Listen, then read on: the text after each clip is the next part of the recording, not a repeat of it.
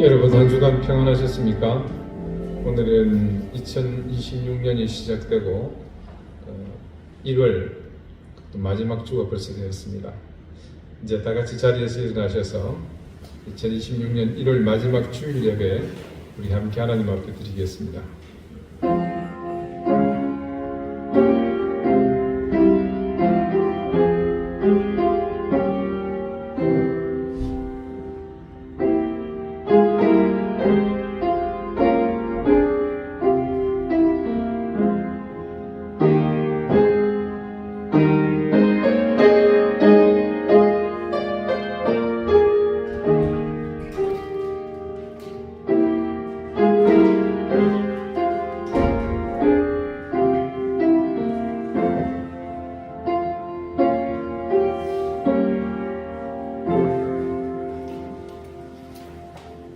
내가 여호와를 항상 송축하며 내 입술로 항상 주를 찬양하리이다.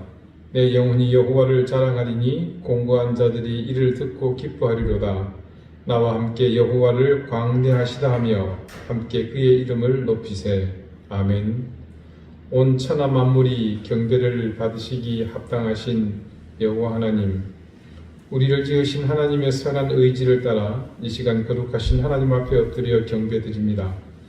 우리의 의와 진리가 아닌 구주 예수 그리스도의 은혜를 덧입어 전능하신 여호와 하나님을 향해 엎드립니다. 우리가 하나님 앞에 설 수 없는 모든 이유들은 소멸해 주시고 단지 십자가의 보혈로 덧입은 그 은혜로 하나님을 바라보게 해 주십시오. 우리 속에 더럽고 추한 모든 죄의 흔적은 보혈의 은혜로 덮어주시고 우리 마음속 간절함으로 제사드리게 해 주십시오. 죄악의 모든 권세는 아버지의 권능으로 물리쳐 주시고 오로지 진실함으로 엎드리게 해 주십시오. 상하고 지친 마음, 찢기고 억눌린 모두의 심령을 만져주시고 참다운 의로 우리를 덧입혀 주십시오. 우리의 경배와 찬양을 받으실 구주 예수 그리스도 이름으로 기원하옵나이다. 아멘. 찬송가 1장 함께 찬송합니다.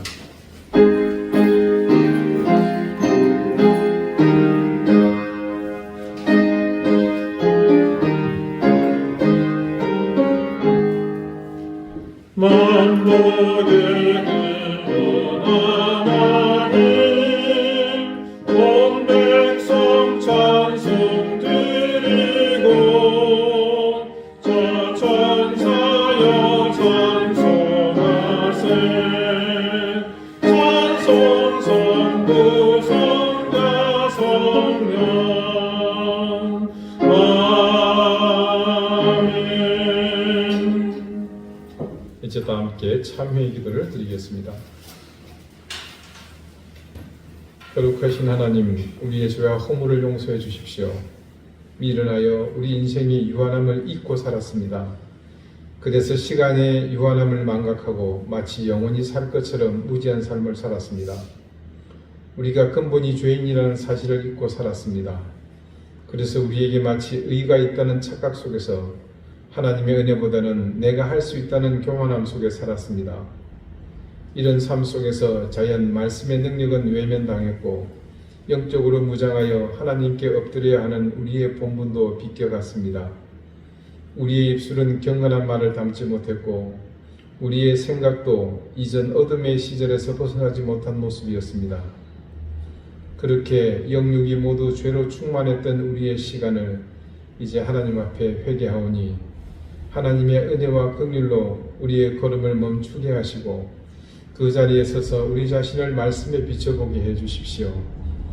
오 자비로우신 주님, 우리를 불쌍히 여기시어 다시 이런 죄의 길에 서지 않게 해주십시오.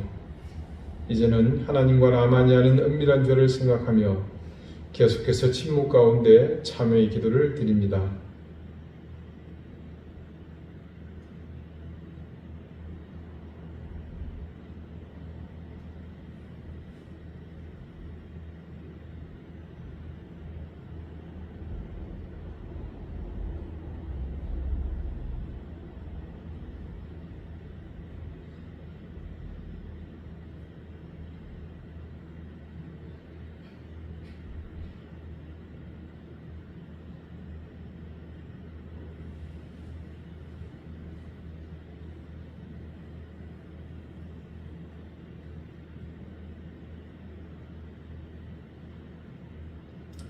하나님께서는 자신의 부끄러운 죄를 솔직하게 고백하는 사람들에게 말씀하십니다.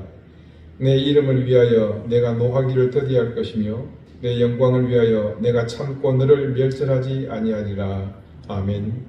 이제는 사도신경으로 우리의 신앙을 고백하오니 나는 전능하신 아버지 하나님 천지의 창조주를 믿습니다. 나는 그의 유일하신 아들 우리 주 예수 그리스도를 믿습니다. 그는 성령으로 잉태되어 동정녀 마리아에게서 나시고 본디오 빌라도에게 고난을 받아 십자가에 못 박혀 죽으시고 장사된 지 사흘 만에 죽은 자 가운데서 다시 살아나셨으며 하늘에 오르시어 전능하신 아버지 하나님 우편에 앉아 계시다가 거기로부터 살아있는 자와 죽은 자를 심판하러 오십니다. 나는 성령을 믿으며 거룩한 공교회와 성도의 교제와 죄를 용서받는 것과 몸의 부활과 영생을 믿습니다. 아멘. 자리에 앉으시기 바랍니다. 이제 다 함께 성신을 교독하겠습니다. 성신은 교독문 4번 시편 5편입니다.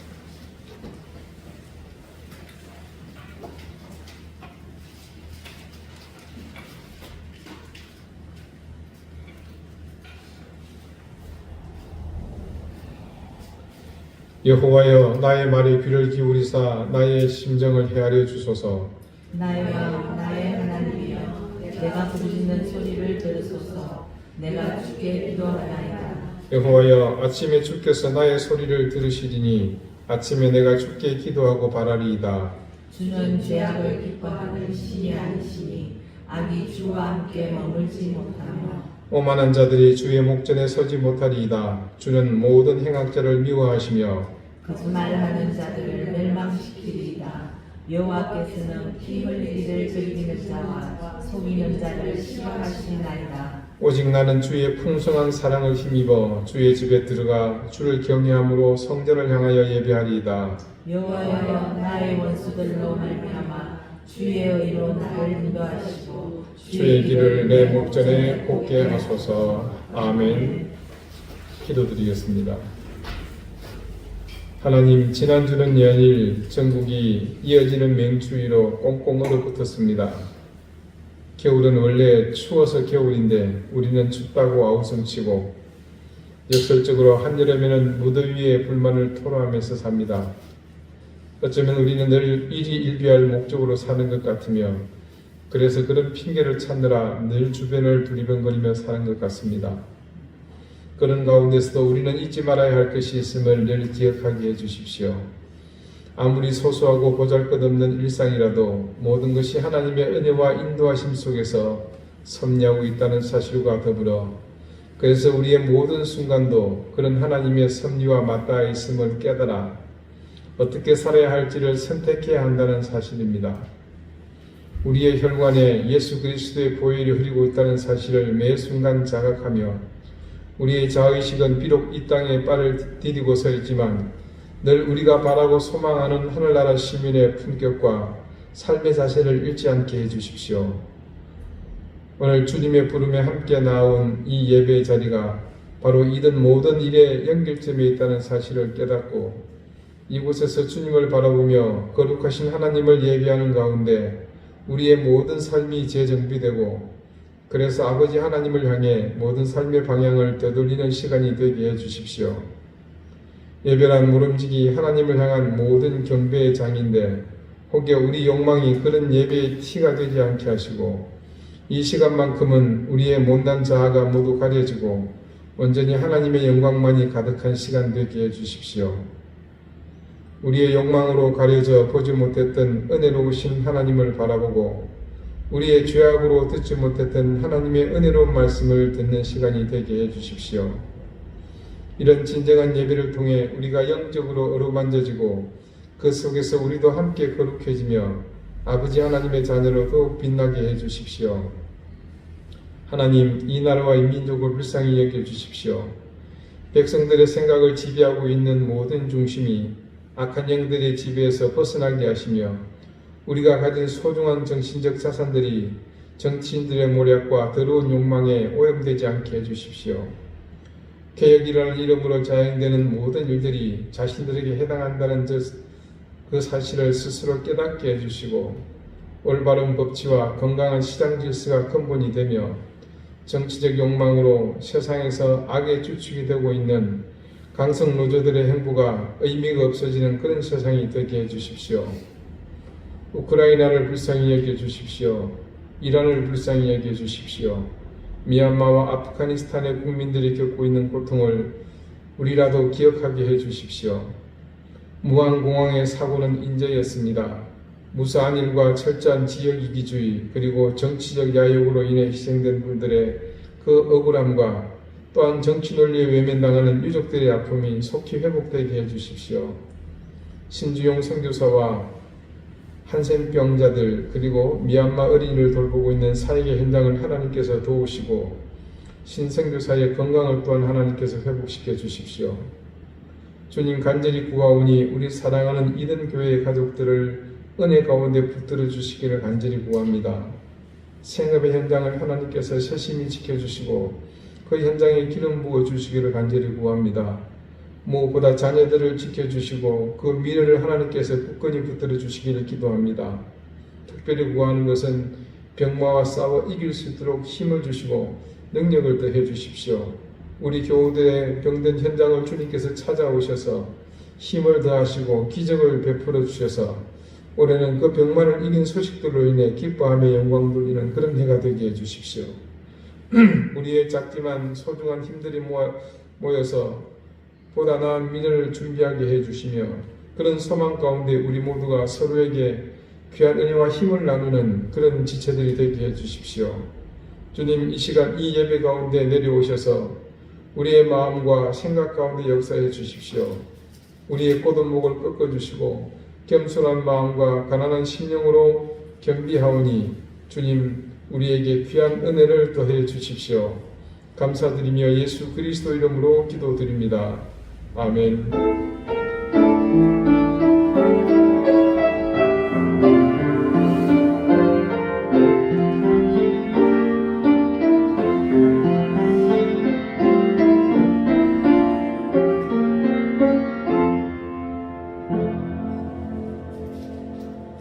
(14장) 함께 찬송하겠습니다.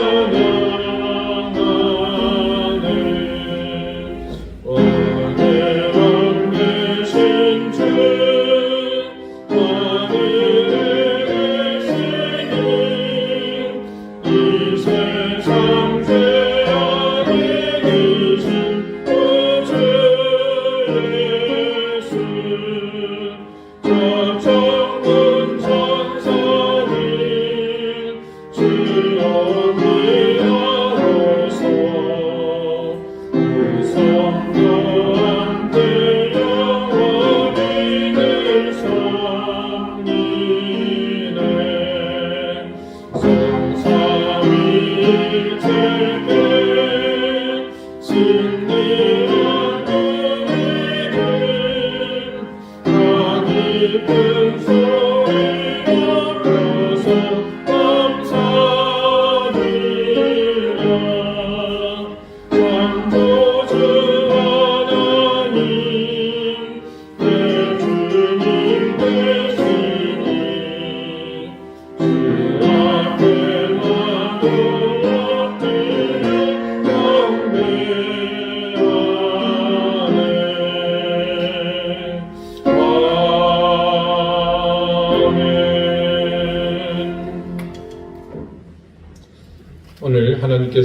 가운데 주시는 말씀은 신약성경 요한 1서 2장 9절에서 11절까지 말씀입니다. 신약 388쪽입니다.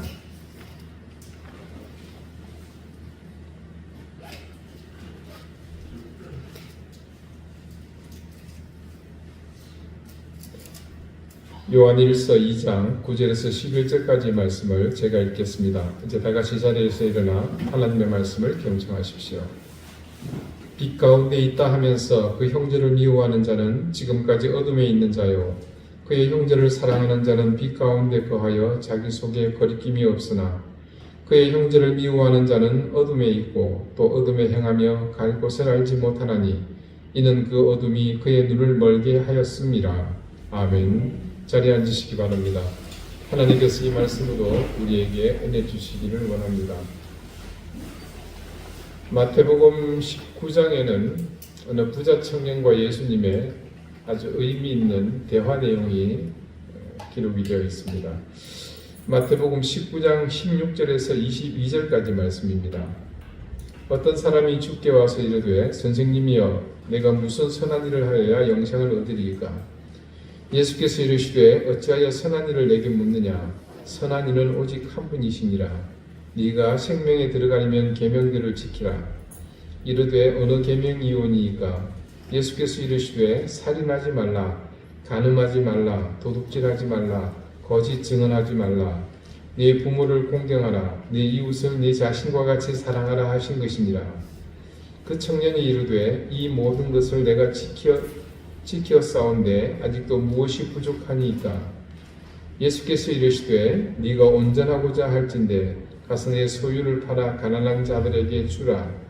그리하면 하늘에서 보화가 네게 있으리라. 그리고 와서 나를 따르라 하시니 그 청년이 재물이 많으므로 이 말씀을 듣고 근심하며 가니라. 자, 이 말씀 속에서 돈이 많은 것으로 추정되는 청년과 예수님의 대화 내용을 보면 이 관점의 차이가 있다는 것을 여러분도 금방 캐치하셨을 겁니다. 부자 청년은 주로 유대인으로서 지켜야 할 계명에 초점이 맞춰져 있습니다.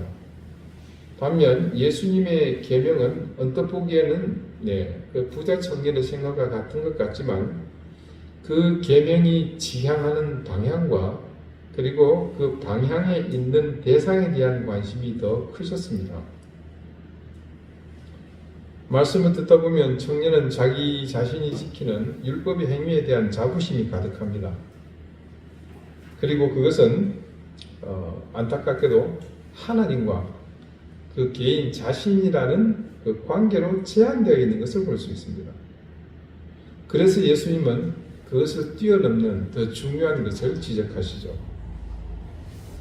하나님이 주신 계명은 사실 오직 하나님만을 바라보는 것에 그치지 않습니다. 18절 말씀을 다시 읽어드립니다. 청년이 계명에 대해서 물었죠. 그때 주님이 이렇게 대답하십니다. 예수께서 이르시되 살인하지 말라, 간음하지 말라, 도둑질하지 말라, 거짓 증언하지 말라. 그리고 19절을 연하여 다음과 같은 계명을 덧붙여 말씀하십니다. 네 이웃을 공경하라. 그리고 그 다음에 중요한 내용으로 마무리를 짓죠. 네 이웃을 내 자신과 같이 사랑하라 하신 것이니라. 여기서 주님께서 언급한 내 이웃을 내 자신과 같이 사랑하라 하신 계명은 이 청년의 생각과는 상당히 결이 다릅니다. 심지어 그가 앞서 말한 자신이 열심을 다해서 지켰던 계명의 실천과도 방향이 틀립니다. 청년은 분명 주님께서 말씀하실 때 그 청년이 이르되 이 모든 것을 내가 지켜 싸운데 아직도 무엇이 부족하리이까? 그렇게 확신에 차서 대답하지 않았습니까? 그러나 주님은 그 말씀을 듣자마자 단호하게 말씀하십니다. 22절입니다. 예수께서 이르시되 네가 온전하고자 할진대 가서 소유를 팔아 가난한 자들에게 주라. 그리하면 하늘에서 보화가 네게 있으리라. 그리고 와서 나를 따르라 하시니 예수께서는 그에게 구체적인 실천할 강령을 말씀하셨습니다. 그런데 이 이야기를 들은 청년은 예수님께서 분명하게 자신의 의문에 대한 대답, 그리고 그가 구하는 것을 얻는 실제적인 방법을 제시했음에도 불구하고 이 말씀을 듣고 근심하면서 갔다고 말씀을 증언합니다. 주님과 이 청년의 생각의 결정적인 차이점이 뭐라고 생각하십니까? 저는 지난주까지 화두가 된 옛 계명과 새로운 계명이 의미하는 바가 바로 여기서 드러난다고 봅니다. 그는 유대교 신앙의 아주 모범적인 삶을 살아온 경건한 사람입니다. 다른 말로 표현하자면 옛 계명에 아주 충실했던 사람이죠. 그래서 그 시대의 관점에서 보면 그는 정말로 신실하고 본이 되는 경건한 사람이라고 할 수 있습니다. 그런데 예수님은 그런 사람을 칭찬하시기보다는 그 삶에서 결정적으로 부족한 것을 바로 지적합니다. 뭡니까? 바로 구체적인 사랑의 실천이죠. 새로운 계명으로 나가라는 겁니다.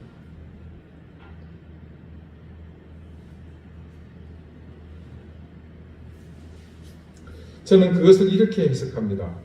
주님께서 그 청년에게 한 가지 부족하다고 지적하신 것, 그래서 이르시되 네가 온전하고자 할진대 가서 내 소유를 팔아 가난한 자들에게는 주라. 그리하면 하늘에서 보화가 네게 있으리라고 하신 것, 이것이 바로 요한이 말하는 새로운 계명, 바로 이 핵심이 아닌가 저는 그렇게 보고 있습니다. 자, 이 부자 청년의 이야기에서 옛 계명과 새로운 계명이 어떻게 다른지 우리 주님께서는 구체적인 사실들을 제자들에게 알려주셨습니다. 계속해서 반복해왔던 예수님이 직접 거명하셨던 말씀하셨던 누가복음 13장 34절 말씀입니다. 새 계명을 너희에게 주노니 서로 사랑하라. 여기까지 보면 옛 계명과 별 차이가 없어 보이죠. 근데 그 다음에 주님이 이런 말씀을 덧붙이시거든요. 내가 너희를 사랑한 것 같이 너희도 서로 사랑하라. 이 사랑한 것 같이 사랑한 그 사랑이 뭔지는 우리가 잘 알고 있습니다. 자, 이렇게 말씀하신 그 계명이 지향하는 방향이 이 청년에게 주님이 직접 주문하신 그 길에 있음을 이 청년이 안고 있는 한계를 통해 보여주셨습니다. 자, 그리고 조금 전에 읽어드린 이 누가복음 13장 34절 바로 다음에 주님께서 이같이 덧붙이십니다. 너희가 서로 사랑하면, 그 사랑을 실천하면 되죠. 이로써 모든 사람이 너희가 내 제자인 줄 알리라. 이 말씀의 의미를 그래서 우리도 비로소 이해할 수 있습니다. 너희가 서로 사랑하면, 새로운 계명을 지키면 그때 비로소 모든 사람이 그 사랑하는 사람이 진정한 주님의 제자인 줄 알게 된다고 하십니다. 이 부자 청년은 근심함에 갔습니다. 근심의 이유는 간단하죠. 이거 어떻게 모은 돈인데. 그래서 그는 주님의 제자가 될 수 없었습니다. 자, 그의 이야기는 여기서 끝입니다. 더 이상 들려오는 얘기는 없습니다. 이후에 어떤 변화가 있었는지 아무런 기록이 없다는 것은 그의 고민이 더 나은 방향으로 나가는 일로 이어지지는 않았다는 거겠죠. 어쩌면 그 부자 청년에게는 과거 율법을 따르는 삶, 옛 계명에 머무는 삶으로 충분하겠다는 판단이 있지 않았겠습니까? 하지만 주님의 방법은 분명 그를 고민하게 했습니다. 그 이유는 설명하지 않아도 우리는 이제 잘 압니다. 누가복음에는요, 이 부자 청년과 전혀 다른 방향으로 삶이 변화된 한 사람이 있습니다. 그것은 바로 여리고의 세리장이었던 삭개오입니다. 그는 어쩌면 이 부자 청년보다도 훨씬 못한 삶을 살았습니다. 삭개오는 동포에게 해를 끼치는 한마디로 율법의 파괴자로 살았던 사람입니다. 율법은요, 형제에게 이웃에게 돈을 빌려주되 이자를 받지 못하도록 하고 있습니다. 재미난 게 유대인들이 이 이자 놀이로 세계 최고의 갑부가 됐거든요. 굉장히 좀 아이러니하죠. 율법은 금하고 있는데, 근데 이 사람들이 참 머리가 좋은 게요, 이거는 우리 유대인들에게 동족에 해당되는 거지 다른 이방인들은 해당되는 게 아니라는 거예요. 그러니까 짐작컨대 아마 유대인끼리 돈 주고 빌려주고 받았더니 이제 안 받을 겁니다. 근데 삭개오는 어떻게 했습니까? 그는 이웃에게 긍휼을 베푸는 삶은 고사하고 도리어 동족의 고혈을 짜내는 그런 세리로 살았죠. 그 방법에 대해서는 제가 늘 말씀드렸습니다. 로마 정부에 고용이 돼서 100을 거두라고 하는데 300을 거둬가지고 100은 로마 정부에 주고 100은 자기가 먹고 이런 식으로 항상 말씀드릴 때마다 단위가 좀 바뀌는 것 같은데 아무튼 그런 방법이었습니다. 그래서 오죽했으면 그 당시에 유대인 그 지도자들이 예수를 싫어해서 비하하는 말로 세리와 창기의 친구다 이런 말까지 얘기했습니다. 그만큼 세리로 사는 것은 유대인들에게 악하고 더럽고 추한 모습이기 때문에 그랬던 겁니다. 그런 의미에서 세리의 삶은 율법과는 전혀 상관없는, 그래서 아까 말씀드린 것처럼 율법을 파기하는 삶이었던 겁니다. 하지만 그가 예수님을 만난 이후의 삶은 완전히 달라지죠. 삭개오가 주님을 만났습니다. 그것은 돌무화과 나무. 우리나라는 참 이게 이해하기 어려운데 그 영어에 시카모라고 되어 있습니다. 하여튼 그 나무 위에 올라가야만 했던 키가 작아서 군중이 둘러치니까 예수님이 보이지 않습니다. 그래서 이 사람이 나름 여리고의 유지인데도 불구하고 체면이고 뭐고 가릴 것 없이 나무 위로 올라갔습니다. 그런 그의 모습, 사람의 중심을 보시는 주님은 그 나무 위에 올라가야만 했던 키 작은 세리 삭개오를 보고 내려오라고 왔습니다. 그리고 그에게 직접 말씀하시잖아요. 예수께서 그곳에 이르사 쳐다보시고 이르시되 삭개오야 속히 내려오라. 내가 오늘 네 집에 유하여야 하겠다 하시니, 삭개오가 충격적인 말을 듣고 내려와 예수님을 영접했습니다. 그런 다음 그가 그 즉시 주님을 향해 이렇게 말합니다. 삭개오가 서서 주께 여짜오되 주여 보시옵소서, 내 소유의 절반을 가난한 자들에게 주겠사오며 만일 누구의 것을 속여 빼앗은 일이 있으면 네 갑절이나 갚겠나이다. 말씀의 액면 그대로를 봅시다. 소유의 절반이 날아갔습니다. 조건 없이 주겠다는 거죠. 그리고 그것으로 그치지 않고 남의 것을 속여서 빼앗은 것을 4배 보상하겠다고 말합니다. 자, 여러분, 저 세리 삭개오의 모든 수입은 뭡니까? 과도한 세금을 통해서 착복한 것들이죠. 그런 점을 참작할 때 그가 남의 것을 속여 빼앗은 것을 4배 변상한다는 것은 자기 모든 재산으로도 부족할 수 있을 정도입니다. 이건 한마디로 그가 스스로 알거지가 되기로 작정한 것과 같습니다. 그러면 이런 의문이 생기죠. 그렇다면 삭개오는 그 이후 완전히 무일푼 거지로 살았단 말인가? 글쎄요. 제가 이전에 이 삭개오 얘기를 하면서 꼭 드렸던 말씀이 있었죠. 만약 그렇게 해서 그가 거지가 돼서 구걸하며 다니다가 비참하게 죽었다면 이 이야기가 과연 이 누가의 레이다에 걸려서 말씀에 실릴 수 있었겠습니까? 아니죠. 그런 하나님이라면 우리 안 믿어도 됩니다. 그냥 이 시간 같이 나가서 맛있는 거 먹고 영화 한 편 보고 그렇게 주일에 잘 쉬시면 됩니다. 그는 분명 하나님의 특별한 은혜로 이후에 거지로 구걸하며 사는 인생이 아니라 더 복되고 은혜로운 삶을 살았다는 것이 이 말씀이 우리에게 증언하는 겁니다. 삭개오의 이런 결단이 있은 다음 주님이 하신 말씀에 우리는 주목해야 합니다. 예수께서 이르시되 오늘 구원이 이 집에 이르렀으니 이 사람도 아브라함의 자손이미로다. 인자가 온 것은 잃어버린 자를 찾아 구원하려 함이니라. 삭개오의 그런 어마어마한 결단에 대한 예수님의 대답은 다음과 같습니다. 먼저 이 집에 구원이 이르렀다 선포하십니다. 그리고 삭개오가 아브라함의 자손이라는 사실을 다시 확인하십니다. 삭개오의 결단에 대한 주님의 대답은요, 새로운 계명이 무엇인지 정확하게 그 방향을 보여주시는 것으로 나타납니다. 그런 사실을 짐작하게 하는 말은 바로 이것입니다. 이 사람도 아브라함의 자손이미로다. 자, 여러분, 이 선언에는요, 계명에 대한 순종이 요구되는 혈통적인 의무가 부과됩니다. 아브라함의 자손이라면 유대인입니다. 더 넘어서서 이스라엘 백성이죠. 모세 관할 아래 있는 모세의 율법의 지배받는. 그래서 이것은 단순히 혈통을 말하는 것으로 그치는 것이 아니고요, 하나님의 계명을 충실히 이행하는 사람, 바로 하나님의 택함을 받은 대상으로서 그것을 강조하기 위함입니다.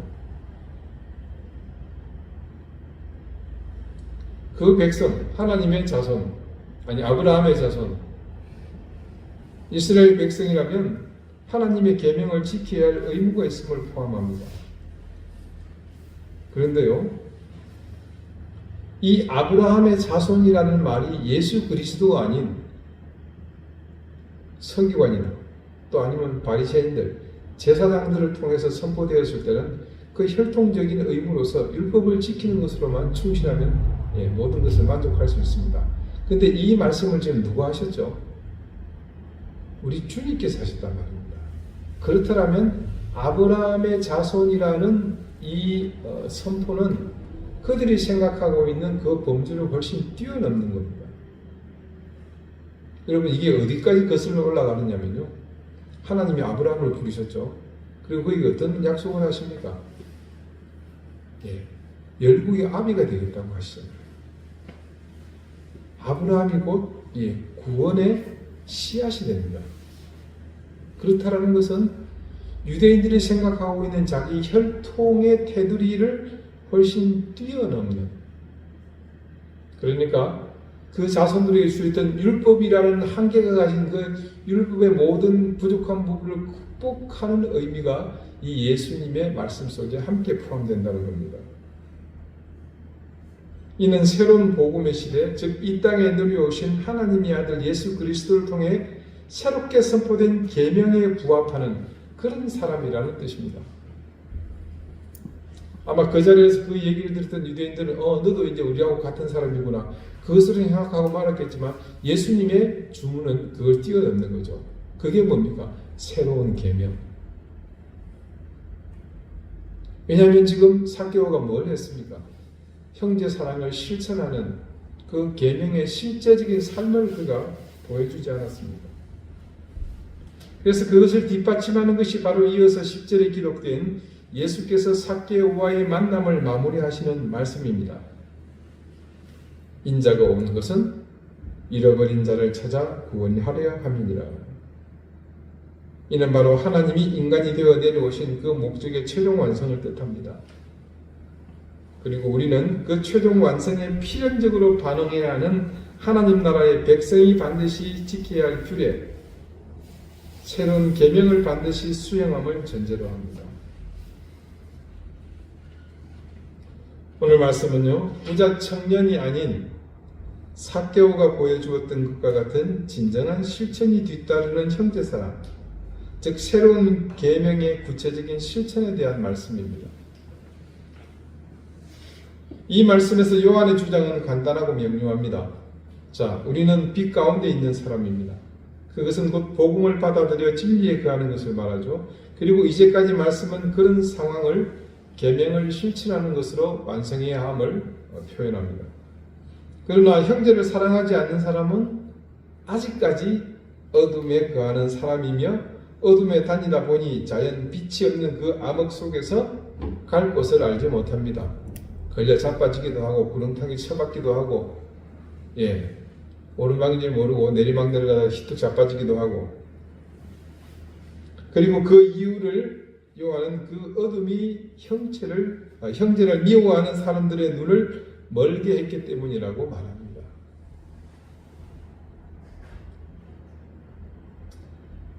디도서 3장 3절 말씀입니다. 우리도 전에는 어리석은 자요, 순종하지 아니한 자요, 속은 자요, 여러 가지 정욕과 행락의 종로로 탄 자요, 악독과 투기를 일삼은 자요 가증스러운 자요 피차 미워한 자였으나 여러 가지 굉장히 안 좋은 행실들, 마치 우리를 말하는 것과 비슷한 느낌이 드는 것 같기도 한 느낌적인 느낌이 드는 이 말씀에서 시작을 어떻게 해요? 우리도 전에는, 자, 이 말의 뉘앙스가 여러분 뭔지 짐작이 오시죠? 자, 이 말씀은요 바로 그겁니다. 우리가 익숙한 것들, 이전에 어둠에 거하는 것에 대한 구체적인 행동들입니다. 이 편지를 기록한 디도가 서두에서 말하는 것처럼 우리는 이전에 그런 사람이었습니다. 불순종, 속이는 것, 정욕, 행락의 종로를 타고 악독하고 투기를 일삼고 가정스러우며 형제를 미워했던 사람들이 우리죠. 이런 삶을 살던 시절에 우리, 그것을 다른 말로 어둠에 거했던 그 시절의 삶을 말하는 겁니다. 여러분, 이게 바로 불순종, 정욕과 행락에 찌든 삶, 악독하고 투기를 일삼고 가증스럽고 형제를 미워했던 삶, 이것이 우리가 구주 예수 그리스도를 만나기 이전의 모습 그 자체였습니다. 그래서 그 다음에 디도는 이렇게 말합니다. 디도서 3장 3절 이후 7절까지의 말씀인데요.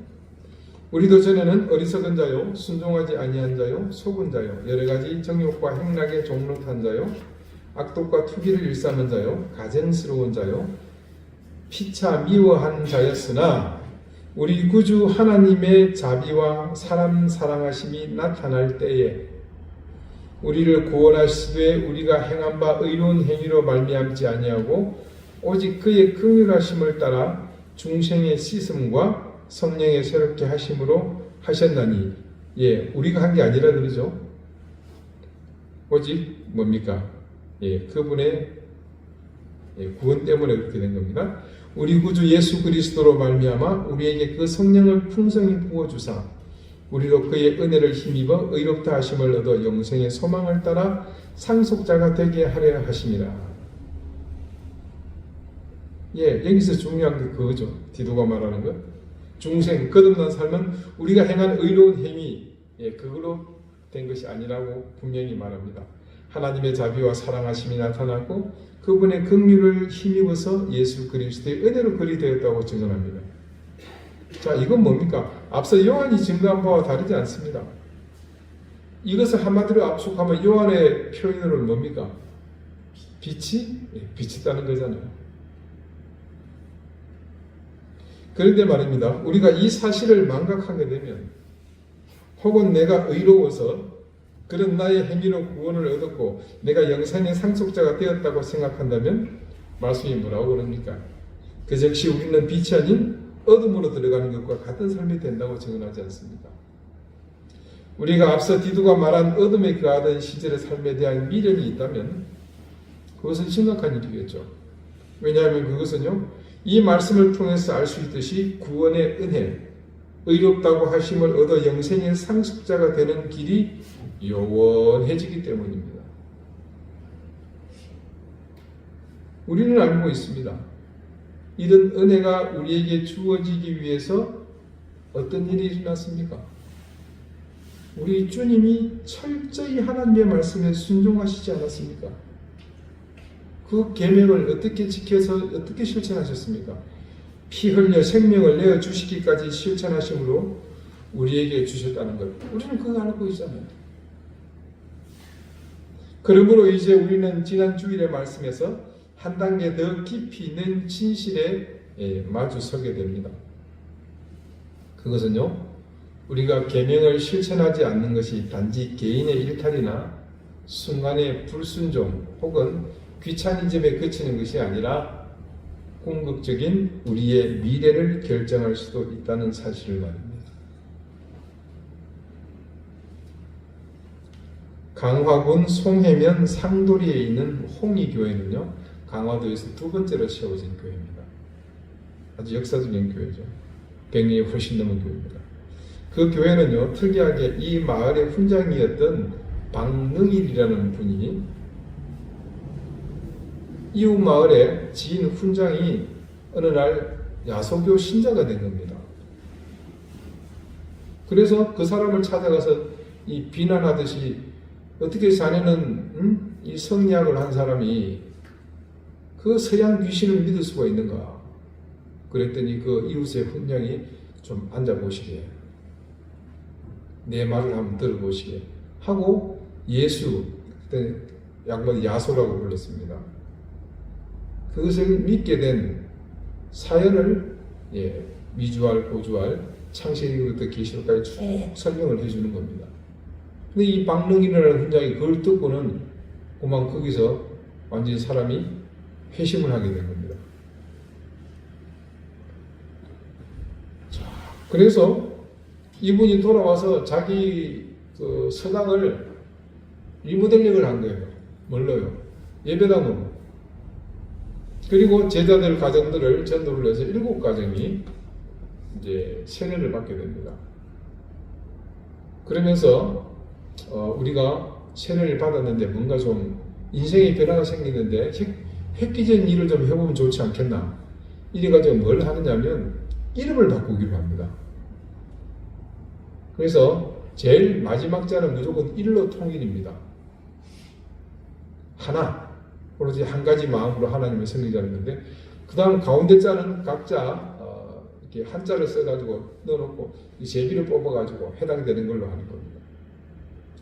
그 중에 종경삼이라는 분이 뽑았는데 거기에 순종할 종자가 들어갑니다. 그래서 이 사람은 자기 이름이 종순일이 된 겁니다. 그래서 이분이 그때 이제 세례받은 분 중에 한 분인데, 이분이 그 마을에서 알아주는 부자였습니다. 넉넉한 형편이다 보니까 급전이 필요한 사람들에게 돈을 마구마구 구워줬습니다. 마을 사람의 중에서 자기 힘으로 밥술을 못 드는 모든 사람들은 이 사람에게 돈을 다 빌려다 쓴 사람들이죠. 이 사람이 그렇게 그 서당교회, 홍익교회 초대 교인으로서 세례를 받고 이름을 바꾼 후에 교회의 속장이 되고 성경 말씀대로 살고자 노력을 했습니다. 하루는 마태복음 18장에 나오는 1만 달란트 빚진 자에 대해서 읽다가 큰 은혜를 받는 겁니다. 여러분 내용을 기억하시죠? 임금한테 1만 달란트, 그러니까 한 달란트가 이게 100데나리온이거든요. 엄청난 겁니다. 한 데나리온은 하루 임금이에요. 이게 거의 상상도 못할 엄청난 액수입니다. 그걸 탕감을 받았는데 이 사람은 겨우 자기 친구의 100데나리온 빌려준 거에 대해서 그거를 용서하지 못하고 막 난리를 친 거죠. 근데 이 말씀이 꼭 자기에게 주시는 말씀 같은 거예요. 자기는 하나님으로부터 1만 달란트의 빚을 탕감받은 사람인데 자기는 지금 빚을 주고 있잖아요. 그 신하처럼 괴롭히지는 않았지만, 그래서 며칠 동안 고민하고 곰곰이 생각합니다. 그리고 어떻게 살아야 할 것인가에 대해 깊은 고민을 하게 되죠. 그래서 이 종경삼은 주일 예배 후에 자신에게 돈 빌려간 모든 마을 사람들을 다 불러 모았습니다. 자, 돈 빌려간 사람들, 채무자들은 돈 빌려준 사람이 오라 그러니까 불안하죠. 이게 빚독촉 하려고 그러나, 아니면 또 이자를 더 올리려고 그러나. 그 불안한 마음에 다 몰려와 있는데, 웬걸요? 이 종경삼, 종순일이 모인 사람들 앞에서 이 마태복음 18장에 나오는 1만 달란트 빚진 자에 대한 이야기를 들려주는 겁니다. 그리고 이렇게 말합니다. 오늘 내가 예수 믿고 죄사함 받은 것은 1천만 양의 빚을 탕감받은 것보다 크거늘 여러분에게 100냥, 1000냥을 빌려주고 그걸 받으려 한다면 나는 이 성경 말씀에 나오는 악한 종이라 할 것이요. 이 시간 후로 여러분이 나에게 갚을 빚은 없소. 그는 문갑에서 그 빈 문서들을 꺼내가고 사람들 보는 앞에서 그걸 다 불태워 없애버립니다. 행위에 빚독촉을 하려고 불렀나, 아니면 이자를 올리려고 불렀나, 두려운 마음에 왔던 사람들이 놀란 눈으로 그를 바라보았습니다. 그리고 모두가 감격해 눈물을 흘립니다. 이 사건이 사람들에게 알려집니다. 사건만 알려진 게 아닙니다.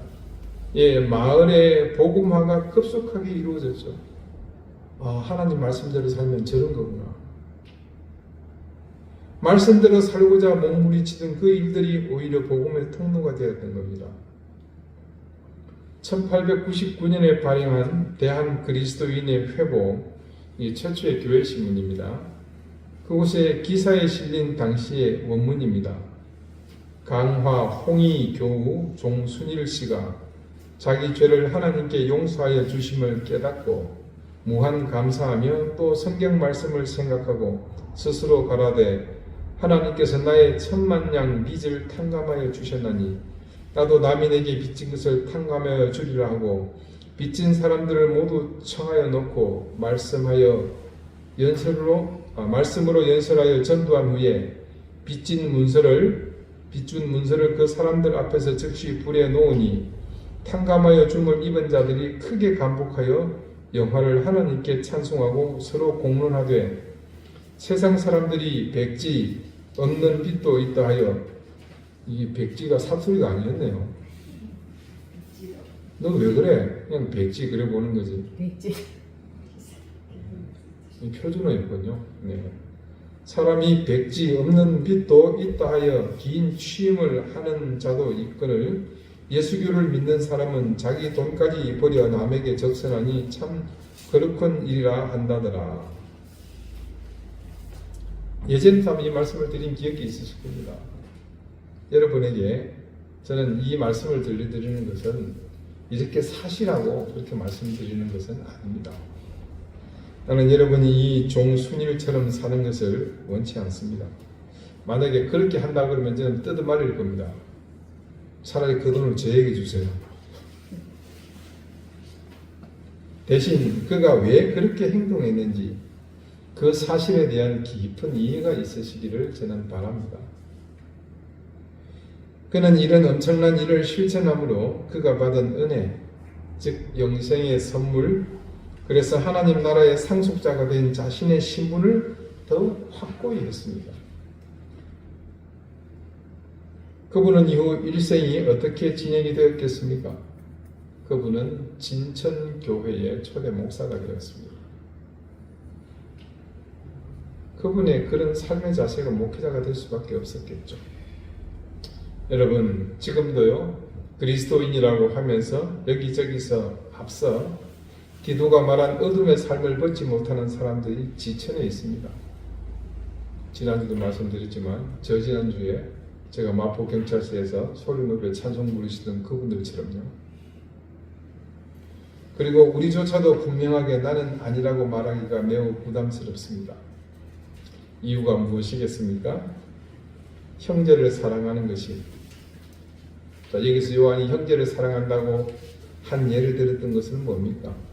계명을 실천하는 것들에 대한 대표적인 계기겠죠. 그 계명을 실천하는 것이, 그 형제를 사랑하는 것이 부족하기 때문입니다. 그리고 그 부족함의 원인은 다름 아닌 계명에 대한 이해가 부족하고, 그래서 계명에 대한 책임이 우리에게 남아있지 않게 된 것 때문입니다. 오늘 요한이 우리에게 들려준 말씀은 분명히 우리에게 말합니다. 우리가 형제를 사랑하라는 계명을 실천하지 못하면 어둠에 있게 되고, 그때 우리는 그 어둠 속에서 행하느라 갈 곳을 잃게 됩니다. 왜요? 그 어둠이 우리의 눈을 멀게 했기 때문입니다. 우리가 형제를 사랑하지 않는 그 삶이 우리의 인생을 어둡게 만든다는 겁니다. 지금 이 시대에서 그리스도인으로 살고자 한다면 바로 이 눈몸에서 먼저 우리가 벗어나야 합니다. 그리고 그 눈몸에서 벗어나는 길은 오직 하나, 우리가 서로 사랑하라는 이 계명을 온전히 순종하며 형제 사랑하기를, 사랑하는 삶을 실천하기를 멈추지 않을 때입니다. 사랑하는 우리 교우 여러분, 올해 2026년은요, 여러분 평생의 어느 해보다 형제와 이웃을 사랑하는 데에 모든 것을 쏟아붓는 그런 해가 될 수 있기를 바랍니다. 그래서 이 해는 우리가 그리스도인 됨을 가장 깊이 자각하는 그런 해가 되며, 더 나아가 우리의 영적 성숙이 최고조에 달하는 그런 해가 되게 합시다. 그렇게 저와 여러분이 그런 성숙을 통해 우리 이든 교회가 영적으로는 세상의 어떤 교회보다 풍성하고 믿음의 깊이가 남다른 그런 교회, 저와 여러분이 이루는 교회 말입니다. 그런 이든 교회가 되게 합시다. 그렇게 저와 여러분은 이 해를 기점으로 이전과는 전혀 다른 신앙의 가치관으로 내적 기쁨과 소망이 충만해지게 하십시다. 기도드리시겠습니다. 하나님, 우리가 형제를 사랑하는 것은 단순히 삶의 질을 높이고 조금 더 봉사하고 희생하는 것 이상의 의미가 있다는 사실을 깨달았습니다. 이는 사랑하라시는 새로운 계명이 우리 속에서 온전히 삶으로 이어지는 길이며 그것은 우리가 하나님의 계명에 따라 온전한 사랑의 실천자여야 하는 당일성으로 이어져야 하는 길이었음을 깨닫습니다. 많은 신앙의 선배들이 자신의 생을 통해 하나님 앞에서 자신을 확고히 규정했듯이 우리도 영생의 삶을 선물로 받고 하나님 나라의 상속자라는 이 사실을 이제 사랑의 실천을 통해 형제를 사랑하는 삶으로 못 박는 그런 삶을 살기 원합니다. 2026년은 우리 이든교회 모든 교우가 함께 형제의 사랑에 힘쓰므로 모두가 영적 성숙과 더불어 깊은 영성을 소유하는 그런 시작점이 되게 해 주십시오. 예수 그리스도 이름으로 기도드립니다. 아멘. 524장 함께 찬송하겠습니다.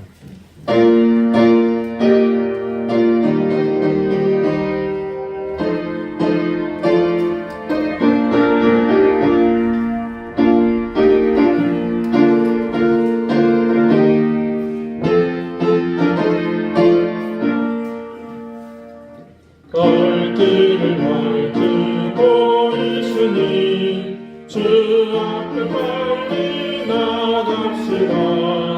우리를 찾는 구주 예수 오라 하시네. 죄악 받으리 영혼을 기뻐 뛰며 주를 보는데 하늘에 계신 주 예수를 영원히 섬기리. 우리를 보라 하시는 날 기쁜 그 행복 순종하세. 구주를 믿기 죄책 말고 속속히 나가세. 죄악 받으신 우리 영혼을 기뻐 뛰며 주를 보내네. 하늘에 계신 주 예수를 영원히 섬기리. 주 오늘이 되시오니 나와서 주의 말씀 듣세. 듣기도 하며 생각나니 참 진리시로다. 죄악 받으신 우리 영혼은 기뻐 뛰며 주를 보는데 하늘에 계신 주 예수를 영원히 섬기리. 하나님 아버지 은혜와 사랑을 감사드립니다. 그 은혜와 사랑을 감사하며 그 마음을 잊지 않고 하나님 앞에 감사의 예물을 드렸습니다. 드린 손길의 마음과 정성을 기억해 주시고 하나님 그 가운데 하늘의 신령한 은혜와 땅의 기름진 복을 넘치게 더해 주십시오. 교회를 위해 수고하며 생기는 손길들의 시간과 땀과 그 열정과 마음을 주님께서 귀히 여겨 주시고 그곳에 더 깊은 놀라운 은혜를 또한 더해 주십시오. 사랑하는 자녀들의 앞길을 열어주시고 병마로 고통받는 사랑하는 우리 교우들 주님께서 그 병점을 치유해 주시고 강건하게 던짐받는 이 한 해가 될 수 있도록 주님 복과 은혜를 더해 주십시오. 감사드리며 예수 그리스도 이름으로 봉헌 기도드립니다. 아멘. 교회 소식 알려드리겠습니다. 연말정산 기부금 납입 정리 필요하신 분들 지난주 신청하신 분은 다 받으셨고 최 집사님 마치시고 받아가시면 되겠고 다른 분들 필요하신 분도 없으십니까? 지성씨 필요 없어요? 필요 없고 교수님 혹시 그 파일로 보내드려도 되나요?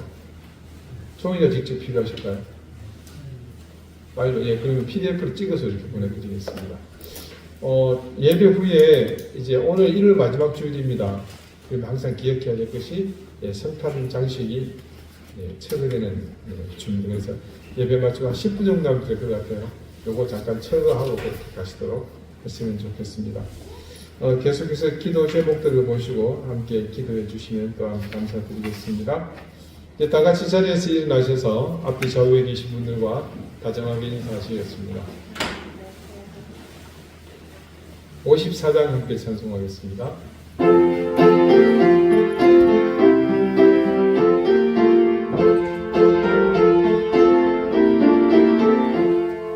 주여 복을 구하오니 병이 나게 하시고 사람마다 주내도 이르도록 하시고 광야 같은 세상에서 항상 인도하소서.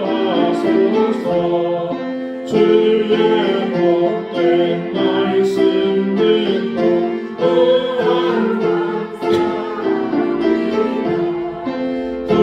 구원받은 주의 성도 열매 맺게 하시며 하나님이 우리 함께 항상 계시옵소서.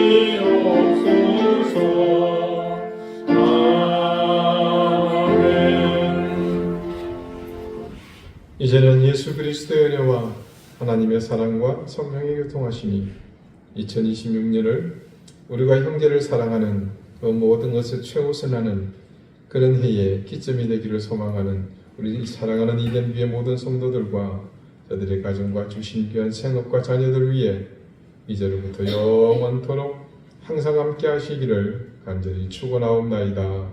아멘.